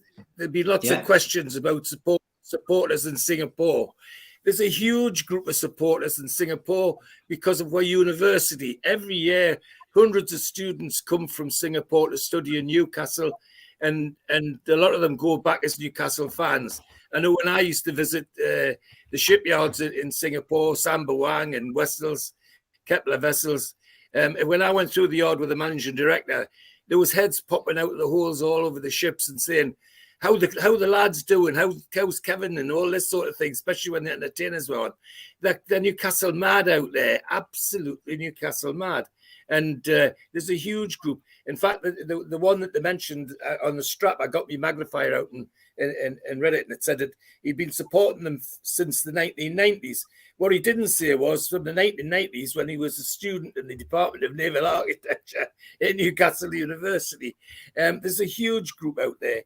So they'll be loving this. They'll be loving what's happening now. And just a huge group of support out there. Yeah, Keith, your views on this? I mean, it's we've covered politics on here for fan politics a long time. It just seemed a bit strange to me that there was another election, but I get what people are saying in the chat. It's nice to see probably that the people from True Faith are removing themselves from the trust. There'll be a reason for it. We don't know. We haven't spoke to anybody about it, but there will be a reason for it, and maybe as well getting their house in order is important with NUFC, building great numbers. I don't get involved in the politics, and it doesn't interest us. And I respect. I don't think I admire, but I do respect. The reason I don't admire people doing it because I can't put empathy towards it and want to be there myself. So I never admire somebody for going through all the horseshit you talked about. And when Steve Hasty eloquently tells you that people are getting abused in the ground, I just think, oh, is it worth it? You know what I mean? So I've probably got a very, very minimal interest in it, and I know when 97% of the trust members wanted a takeover, I know some of the people involved at the top didn't. They didn't want a Saudi takeover. It's as simple as that. And I was involved in discussions, and there was a lot of trust members came out on Twitter and said, "Why aren't we backing NCSL?" And I've got in writing that they thought it was going to ruin the relationship with Masters. Well, that's not support the 97% people you've got, your membership. Whoever's in charge of the trust, they've got to back what the members want. So I think there's troubles all the way through. But I heard two stories, and again, they're from people who I respect and people who I believe in. And the one was that there was a load of hoo-ha over the cup final tickets. And as such, a load of people have got on the heels and took off. Some that were abused, and some that just thought, "Bugger this, I'm going to get away before I can." Other reasons I got told was because people wanted to be off the trust association because they wanted to apply for roles in things like the fans advisory. So they were trying to position themselves for something else. What's true? I haven't got a clue. Am I bothered? No. Well, all I would say to you is the other thing that a lot of people said to me is that what Darren Curry's done, and you can't knock the fact that he's been a bloke that's turned up at game after game after game and had massive backing. They're saying that the supporters club is more relevant, and some of you have touched on it today. Neil touched on it really well, where he says trusts work when there's a load of shit around to fight because it gets people united together. But we've just at the start of the program said that there is no shit to fight. If you can't get excited being a Newcastle fan now, you maybe should go to Sunderland. So the obvious thing is there's no shite going around. We're all united. And guess what? Darren Curry's done, formed a United Supporters Club. And that's why I think that's gone so well. That's why I think they're like lads who go home away, organise things, and get massive numbers. Pre-Wembley, I was at their garden do, and it was brilliant. So I think there's Neil's hit it on the head for me. I don't know whether he made the point, but he said it in passing, is the time that trusts win is when things are going wrong. The times that supporters clubs get massive is when things are going right. And then if things start to go wrong, the supporters club will keep on supporting. So I think their demise or their slip from power has coincided with the supporters club being set up. And I'm just an ordinary fan, but I've joined the supporters club because it's a no-brainer. It's like a $5 or something. And it unites us all together. They say it can be the biggest club ever. So to me, it's more of a feel-good factor. The supporters club is all about positivity in a sport Newcastle. I think the trust was getting contentious, and if there has to be a trust, it wants to be with people like Colin Whittle. They were the people that started things like that off, that I believed it. And in them days when it was Hasty, Mitch, Colin Whittle, I was a member of it was NUFC then, and then it became the trust. And it was only when it became a trust and they said they were going to buy shares in the club, I just dropped out. So I think all the days of buying shares, just like the pledge, I think is pie in the sky. I think now is about us being a fabulously wealthy club and getting a huge supporters club to join as one. Yeah. Joe, any views on the trust? Nah, move on. Nah, keep politics out of football. Good, lads. See, when you want a short answer, go to Joe. That's the best way to be. Thanks, mate. You see, you're keeping your eye on the clock. You're a consummate professional. The only politics you need in football is to call Steve a bold Tory nonce. That's right, exactly. Actually, in fact, what I'm going to do, go completely against protocol because I haven't got a troll of the week. Hold on, Mitch.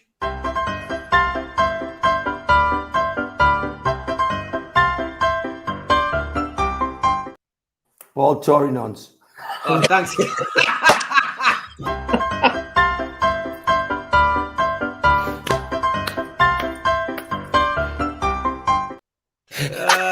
Classic. Absolute classic. I do miss those days, lads. I do miss those days. All right, the day I met.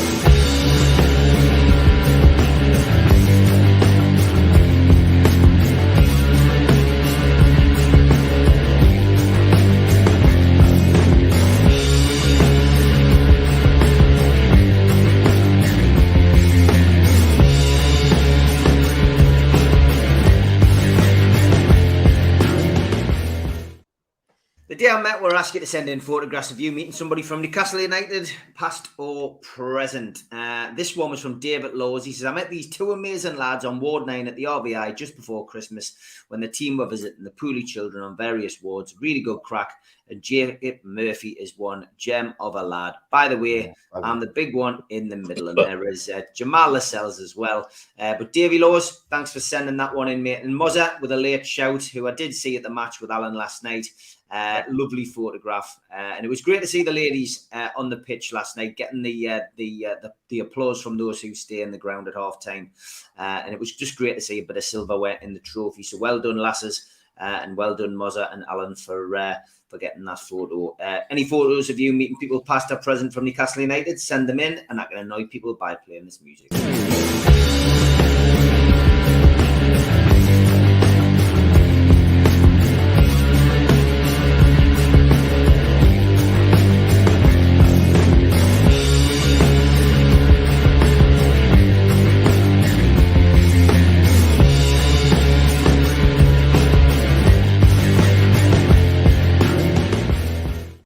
Okay, 10 minutes left. Time to look ahead to the game against Leicester on Monday night. Toon Stato's done a little vid.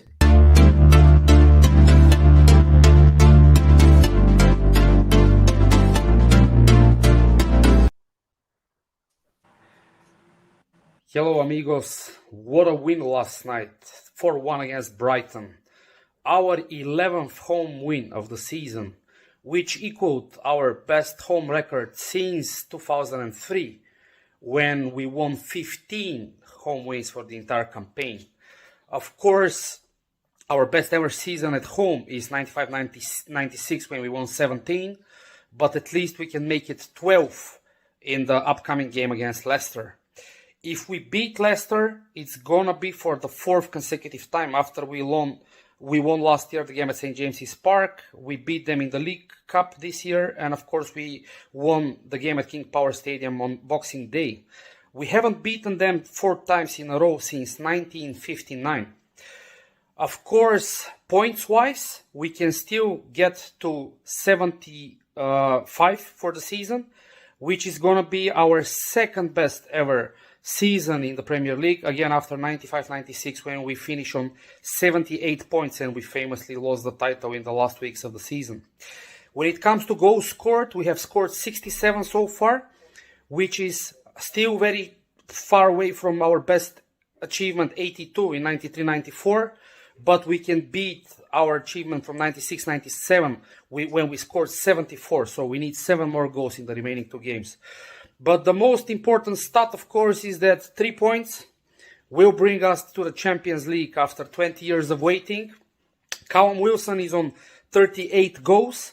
probably this season he cannot make it to the second of all time in the Premier League. Today, this is Peter Beardsley with 43, but with 46, sorry. But Callum can do this next season.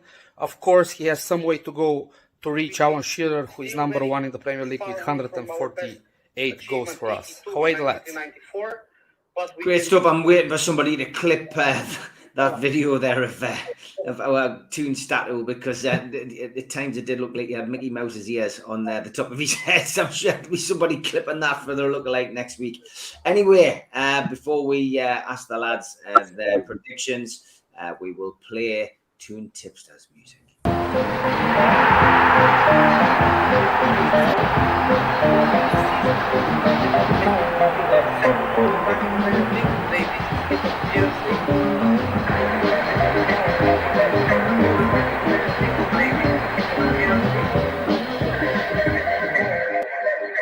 Got a bit of feedback there from somebody's. I can hear that. Can other people hear it? Yeah, a bit of feedback coming in from somewhere. Knock all your mics off, lads. Okay, Joe, over to you, mate. Yeah, very quickly, everybody.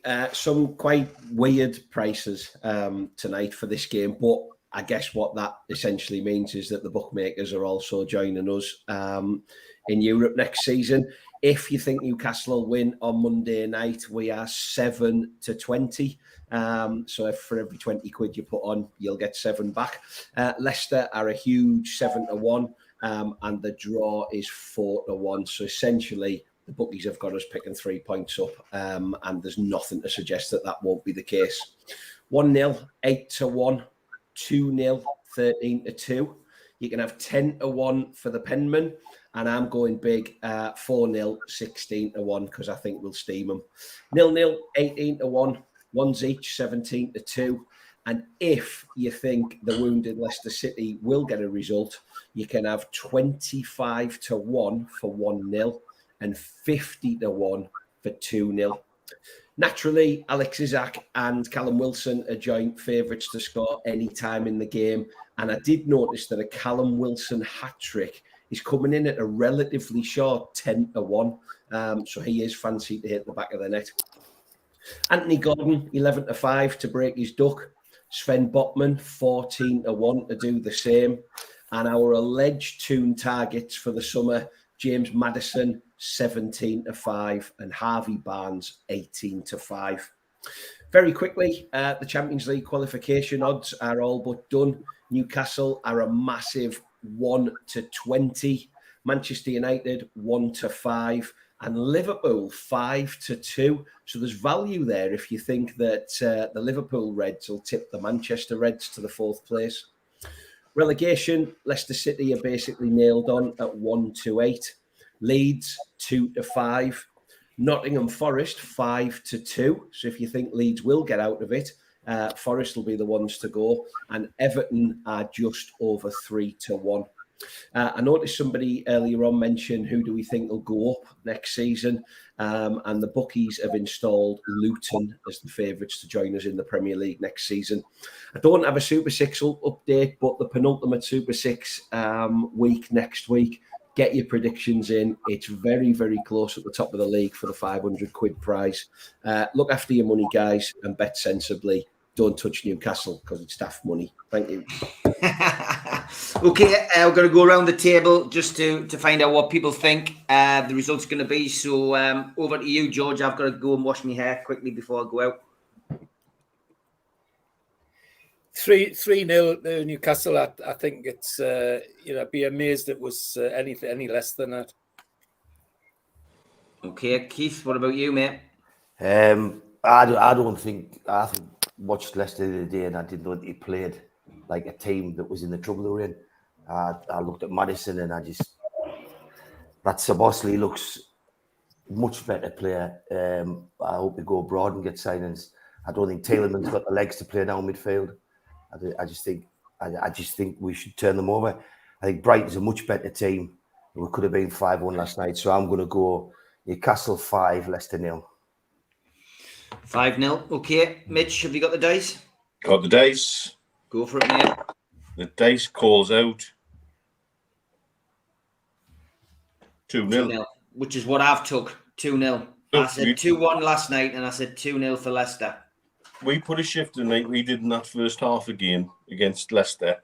We could go in 5-0 up. It's that simple. We've got the quality too. I've seen enough for Leicester in the recent weeks when I thought they'd be given everything to try and keep it together. And they've just looked worse and worse every time I've seen them. Okay, we'll get your actual prediction on the professionals, which is 6 o'clock. That'll be live on Sunday. Steve? You know what? I agree with the guys. Leicester are a team who, even with 2 games to go, still think they're going to stay up without putting any performances in. They're completely Nailed it. They're completely in dream world. You know, that squad is sitting there going, you know what, we're too good to go down. And you're getting that whole weird feeling about them. Bit like us when we went down with Viduka and everybody. Yeah, exactly the same. Yeah, you know, oh, we're too good. Yeah. I'm not happy. We're going to get a win from somewhere. We're going to surprise everybody. Bam! It suddenly hits them. You know, and I think we could absolutely hammer them. And I think Mitch is dead right about, you know, get off to a good start. The question is, who's going to play? You know, a lot of injuries. What are the injuries? You know, we've got a few days to go. It's probably a little bit too early to talk about lineups. You know, I honestly expect Joe Linton to just be sort of patched up and he'll be there. And I think obviously Guimaraes will be the same. I can see Gordon slotting into the midfield and replacing Willock, for example. And then the front three just suit themselves as they were, and that'll probably be the change. I know people are saying Miley coming in, and whether you would give him a run out or whatever, you know. But I think this could be 5, 6, 7-0. You know, that's the sort of form we're in, and the sort of lack of form that they're in, the lackadaisical way that they are playing and have played over the last few weeks, with what we keep getting told are top class footballers in Tillemans and such like, you know. And I mean, the defense is all over the place, absolutely all over the place. So I'll tell you what I'll do. I'll go for the famous 7-1, Steve. Wow. Okay, Joe.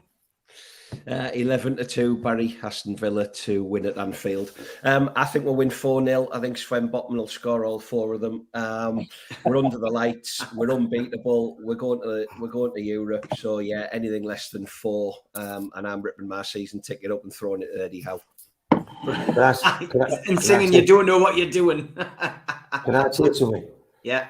For the show ends, there's just one thing I wanted to say is, like last week we were on about playoffs and all this, and people saying they want to see Sunderland get up, and also I'll have a vote where all the Northeast teams stuck together, and we're going to Chelsea, and it's going to be dangerous. All I want to say is I stuck my neck out, and I tell you what, never have had a better week in my life than seeing all those people booking trips for Wembley and booking hotels and talking about what they're going to do in Newcastle, in London, and I tell you what, couldn't beat Luton Town. I'll tell you what, I've just made me brother swap his transit van for a Luton because I've been so happy.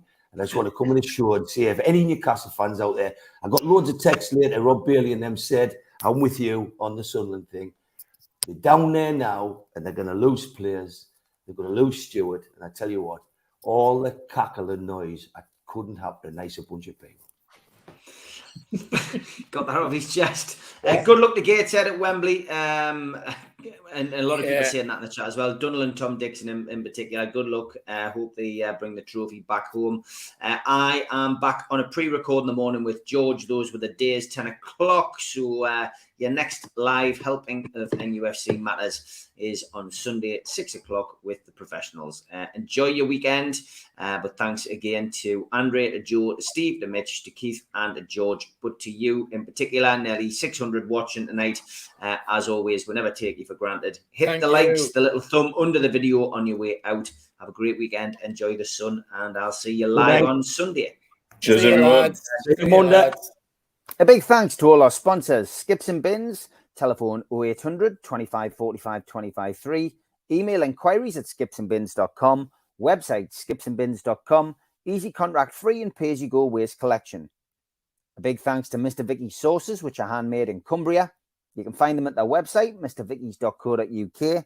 If you want to place an order, call 01768 210 102 or email info@mrvickies.co.uk. A big thanks to Media Arts for all the help with the video side of things, and at qtechshop.co.uk, the makers of pool tables and snooker tables in Wallsend, Newcastle, and the guys who run our website, NUFCmatters.com. If you like the channel, please hit the like underneath the video. It helps us grow. And click share and share to your other social media. If you want to help us financially, please click join. And there's a range of different packages and it explains how you can do that. If you want to become a cult member and receive these goodies, a scarf, a pen, and a cup and a membership card and entry into the monthly draw, for a one-off fee of £25, simply go to nufcmatters.com and find cult membership. If you've got a smartphone, put it over this QR code now. It'll take you straight there. We're also available as a podcast on iTunes, Spotify, and other podcast providers. And we also support the food bank on this channel. The Matchday Bucket helps you donate virtually. Go to nufcfansfoodbank.co.uk to find out more. We've got some events coming up over the course of the next 12 months. An evening with John Anderson takes place at the Tynemouth Surf Cafe. Only limited tickets available. 13th of June. Go to their website to buy tickets. Bend it like Bobby. Cometh the hour, cometh the man. And just after the hour, the man did cometh at the double, as it was time to bend it like Bobby. It's a comedy play. It's a rehearsed reading by Jim Orr. It features myself and a few other cast members. Friday the 16th of June. Tickets on sale at newcastlelegends.com and they're only £5. And even with Frank Clark, well, this is our Christmas due. Thursday, December the 7th. Tickets are £15 from nufcmatters.com at the Tyneside Irish Centre. And a big one for the new year, January the 25th. Keegan, Waddle and Beardsley and special guests back together, the class of 1984 at the Tyne Theatre and Opera House on Westgate Road. Tickets available direct from the venue. If you like T-shirts and you want a few for the summer, get yourself to nufcmatters.com. The Isaac T-shirt is proven very popular.